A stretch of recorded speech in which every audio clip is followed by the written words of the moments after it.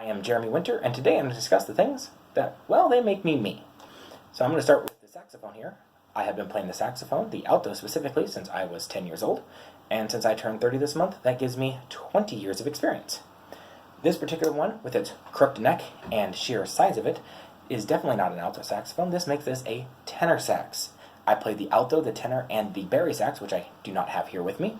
I chose to keep just the one out because, well, it's the only one I have at the moment, and this one is gorgeous. I have played them for many years, and I find them to be very fun to just sit, throw out some music, and just play around with them. The neat thing about saxophones is even though they are in different intonations, the alto is an E flat, this is a B flat, and the bari is also an E flat, you still have all the same fingerings, which makes it really easy to drop one and pick up the next. Now, one of the really cool things about these is they have different intonations, like I said. The intonations give you the ability to play different kinds of music. The alto has a bright, fun, peppy sound, kind of marching band style. This one is definitely a little bit lower, kind of get that bluesy rock and roll feel. And then the bari sax kind of has that tuba tenor, or tuba trombone-ish feeling. Get a big old whoop, whoop, whoop out of it. It's a lot of fun for me. Now, this is a kind of cheaper Chinese one for those of you who know your saxophones, and that is true, but that is all I can afford, and sometimes you just got to have what you can have to have a little bit of fun. So I'm going to set this down real quick and pick up my next one so I don't drop this. The next thing that makes me me are these little guys. I have multiples of these. These are just random 4 I grabbed, but these are fragrance oils. What I do with these is I open them up, take a little bit of oil out, and I mix them into perfumes or room sprays. I found that making fragrances is a good way to connect to people's memories. See, scents have the ability to go through your olfactory and activate different memories that you may have forgotten. So I try to activate those in people and help them remember good times. For instance, if you really love Grandma's apple pie, and she's been gone for a while, I may take a little bit of apple pie, and then say you love the smell of a good rainfall, and take a little bit of rain, mix it together and make a scent just for you, so that way you may remember those good times and just get to feeling really wonderful. Most people that I've made them for have had really positive results. There have been some that come out just wonderful, delicious, you just can't wait to have more of it. And others that, well, frankly, they don't turn out.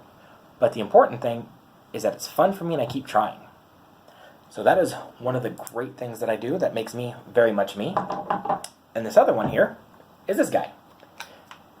Some of you may know what this is, others don't. This is a hand reloading press. What this means is I can take a spent cartridge from a firearm, put it right here, put the corresponding die there, and shove it in there. And by doing so, it allows me to resize the cartridge to the correct dimensions, put a new primer in, take the old one out, and go through the entire process of reloading a cartridge.